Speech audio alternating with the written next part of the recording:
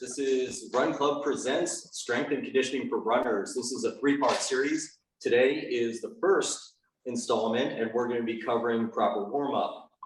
So the idea today is just to highlight run-specific warm-ups that are often overlooked.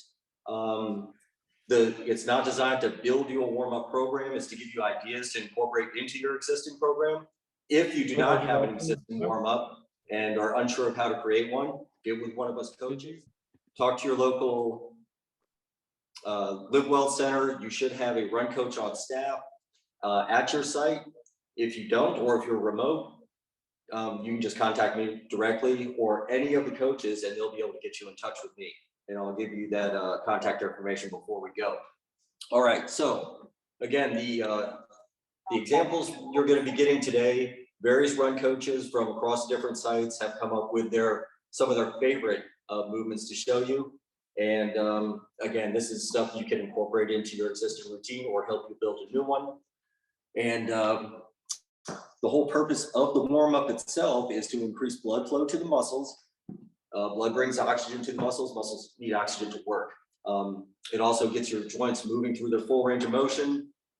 And all of that activates the muscles and prepares them for use. Your warm-up should always be targeted toward the activity you're about to do. So this is going to be a little more run specific, even though we're getting to strength and conditioning in our next webinar. This will translate over to that, but for strength and conditioning or resistance training, we are going to add a lot more upper body stuff as well. So this is much more run specific. And with that being said, let's go ahead and jump right into it. Coach Christian is going to kick us off, and he's going to be talking to us about wall drills. Go ahead, Coach Christian. Awesome. Well, welcome everybody to our first segment of strength training for runners. And today I'm going to be breaking down the wall drill. So basically with the wall drill, the goal of the wall drill is to create context with regards to body lean in terms of your posture, leg action, and angles. In order to translate those habits into your run, whether that may be you're running for a casual run or getting ready for a running competition, the way we're able to train it is able to like implement a little bit more higher velocity with the wall without having to like focus too much on gravity taking a toll or things of that nature. We're going to start off with the march. So this is what we're going to first address with the body lean, right? You want to stay nice and tall with your posture. Hands are going to be pressing against the wall, kind of like you're reaching past the wall here. And then you want to be nice and straight from the top of your head through your hips down to your feet. You see my feet, but they are slightly elevated in this angle, right?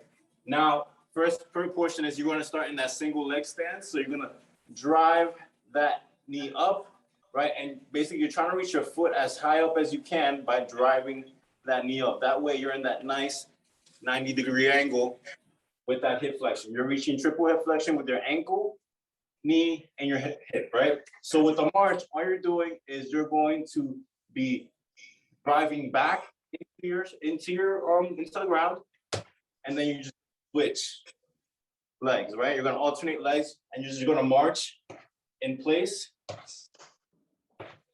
working on firing those hip flexors from here. Now, as you're doing this, you don't want to kind of extend your back. You want to keep everything nice underneath your body and engage your core to maintain that posture. That's the first one. Now, what can we do to make it a little bit more dynamic, right? So in that case, we'll do a single leg exchange to make it a little bit more rapid fire. So same setup, single leg stance. I'm going to start with that right leg elevated. And what you're going to do is you're going to come, switch up.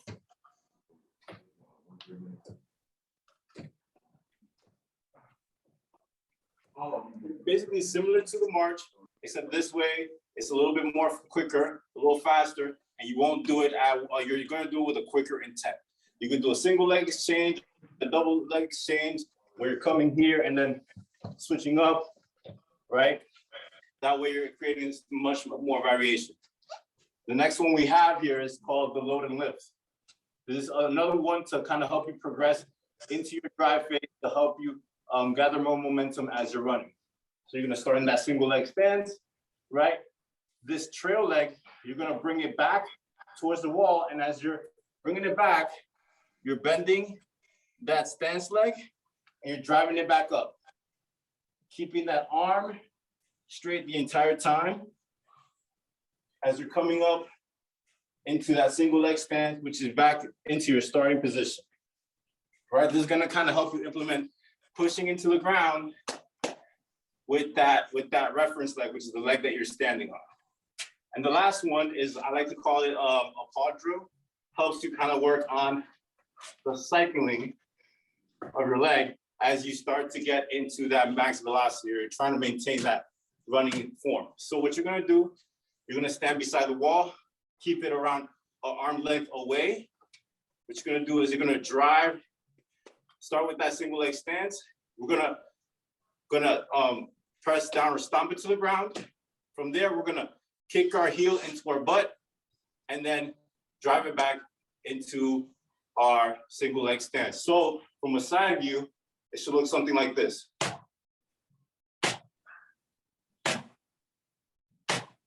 Right? The only thing is it's hard to get an angle with the little bit of wall space we have here. So we're gonna come, drive, drive, drive, and it's again simulating that cycle, and you're gonna get your hamstrings working, your glutes working, and your hip flexors working from there.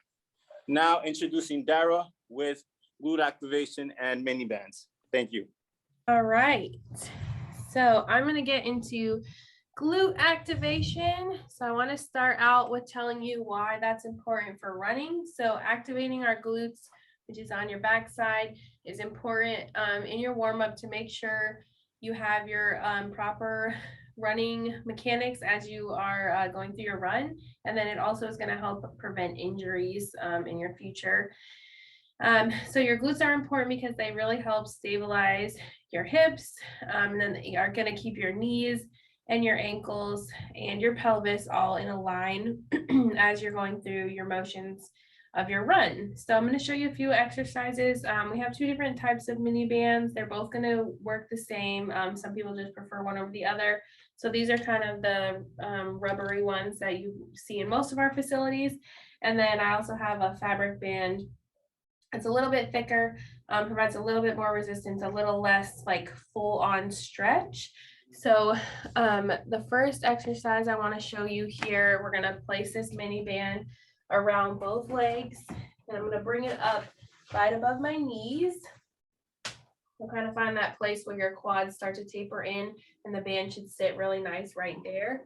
So you're going to get down into an athletic stance, keeping both feet nice and flat on the floor, and I'm going to work my knee in and out. So kind of working through the glutes on your backside, pressing in and then pressing out into the band. So you'll do 10 with one leg and then 10 on the other leg.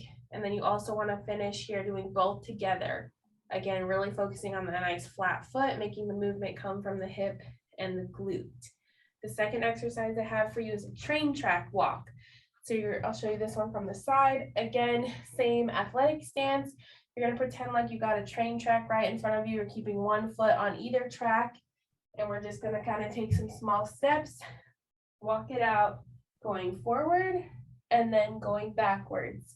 So you can take about 10 steps forward, 10 steps back, really focusing on moving nice and slow, staying down in that athletic stance. 2 more moves for you. Next one I want to do is a lateral walk. So you're going to go again, athletic stance. So bend the knees, not quite a full squat, but somewhere in between. And we're going to take a lateral step. So 1 foot at a time, take it out, bring it back in, keeping resistance on the band the whole time. So even when my legs are closer together, I'm still got some tension in my band. So you're going to take it out about 10 steps, and then again, 10 steps leading with the other leg. Nice and slow, you're just stepping a small, about 6 inches, or like you're stepping over your iPhone, small steps to each side. And then the last one for you is going to be a diagonal walk. So you're staying again, athletic stance, because that's where our glutes really activate. And you're going to step, like again, you have those train tracks, but we're going diagonal, step onto one line and then step onto the next line.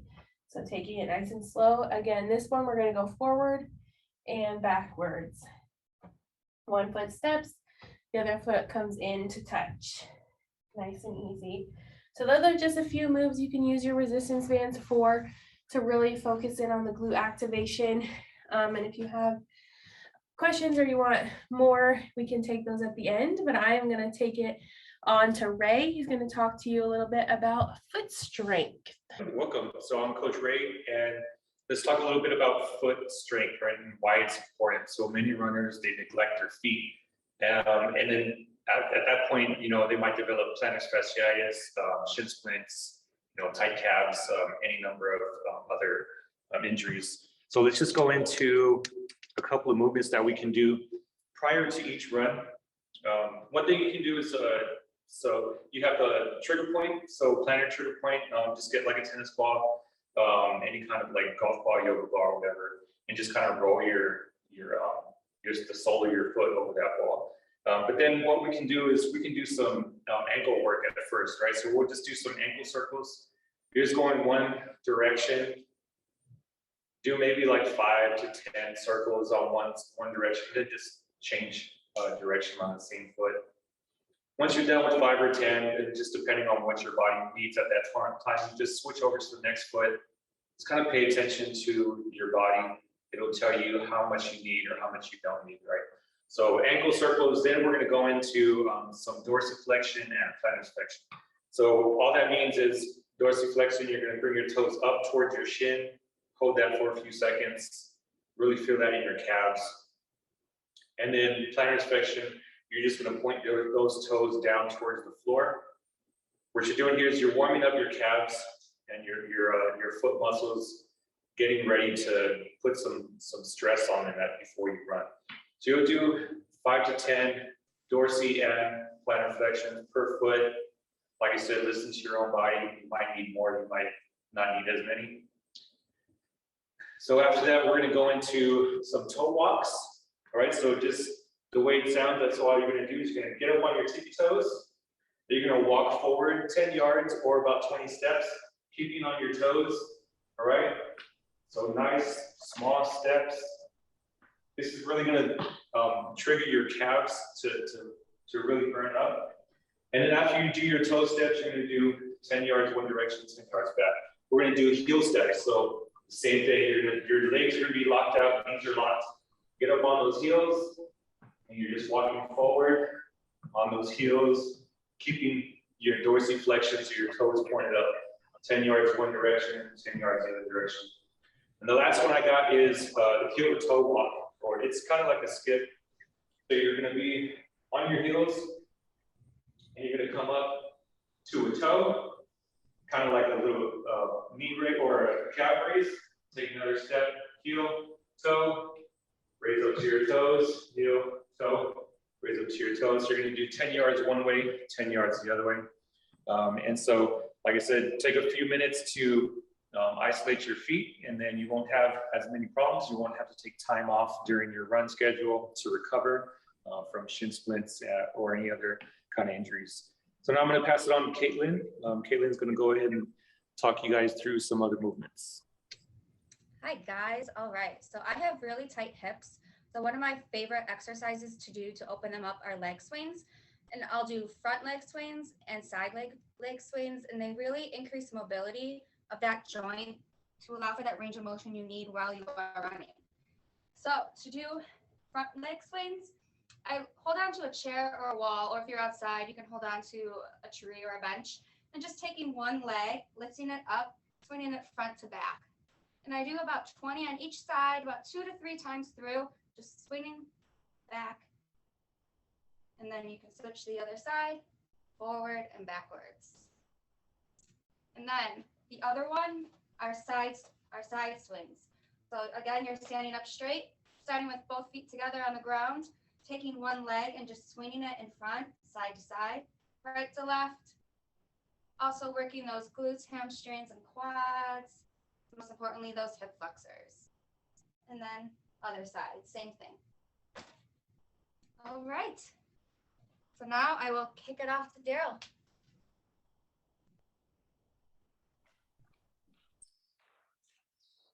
How's it going, everyone? I'm Coach Darrell. So today I'm going to talk about A skips and B skips. First, I'll tell you what A skips are. A skips basically helps develop your lower leg strength while encouraging proper knee lift, proper posture, and promoting efficient foot strike, and also improves neuromuscular efficiency as well as your arm leg coordination.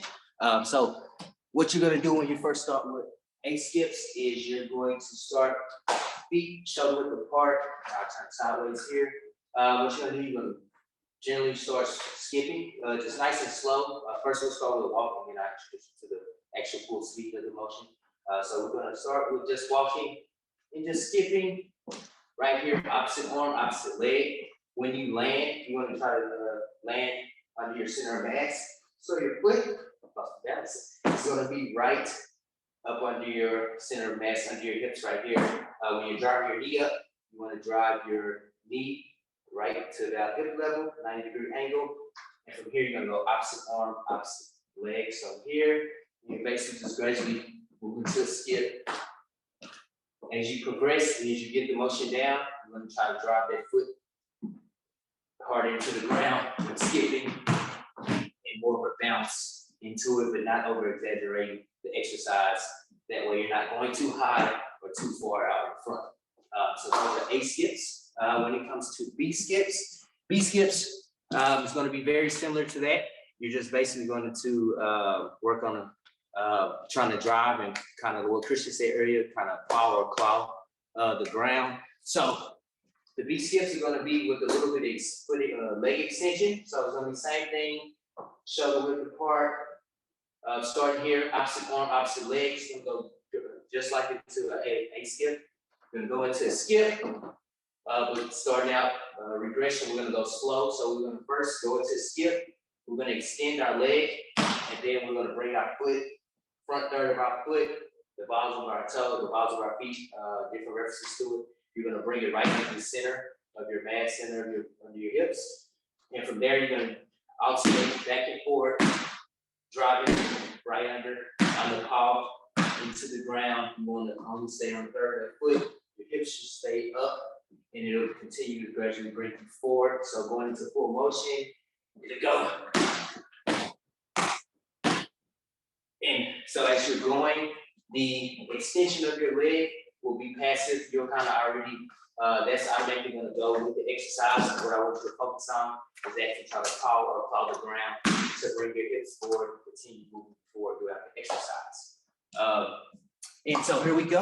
That is the A skips and B skips. I'll pass you over to Coach Chris now. We'll take you through the next one. All right, I'm back. So what I'm going to talk about is plyometrics. So plyometrics have numerous benefits. Number one, it increases your force off of the ground. It decreases the amount of time your foot's in contact with the ground, and it also minimizes the amount of muscles that are recruited. So you increase force with less muscle. And what that means to you is, again, I talked briefly earlier, that muscles require oxygen to work. So if it takes less oxygen to operate a muscle and you can provide more force, you're going to run more efficiently and you're going to run with better economy. Studies have been done on this, and even as little as 6 weeks, numerous studies have shown a 3 to 4% increase in running economy. So I'm not going to get into VO2 max and all that stuff, but this is directly related to that. So just doing plyometrics will help you run. Also, additional benefits: increases ankle strength. It increases ankle, knee, and hip stability. We're going to be doing single leg box jumps. I'm going to show you those in a second. And so your balance is going to be affected. And this affects pelvic stability. The stronger your pelvic stability is, your lumbopelvic stability, the more you can protect your lumbar spine. So the benefits are numerous. All right, so that being said, let's get right into it. I'm going to start with, actually, before we start jumping on boxes, I'm going to show you what's called the sprinter start. And this is basically a progression of what both Coach Christian and Coach Darrell showed you. So from the sprinter start, you'll start out in the loaded position, and you'll just come up and right back down. And get your arms moving too. This is going to be a little arm and shoulder warm up as well. So that's it. You're just coming up on the ball of that foot, and eventually you'll get a little bit airborne. And just practice that jump. You're creating power off of the ground. Once you get good at that, you can move on to a box. Start out with a very small box, same thing, and land on the box. Eventually move up to a bigger box. And there you have it. That's the single leg box jump. Only go for about 10 touches on each leg. For your whole plyometric portion of your warm-up, you're looking at a max of about 30 touches if you're a beginner. Again, this is something your coach, eventually you want to get with the coach, and they'll actually program the amount of touches you're doing for plyometrics. Very important. Also, let me turn the camera a little bit. I'm going to show you what's called the Icky Shuffle. Another plyometric move. This is a lateral movement. And I'm sure all of you have done skaters before where you're just going back and forth. Icky Shuffle is similar, but there's a double tap in between. So when going from side to side, do a quick hop hop before sticking. So that's great to do on a ladder because it actually gives you a focal point for your feet.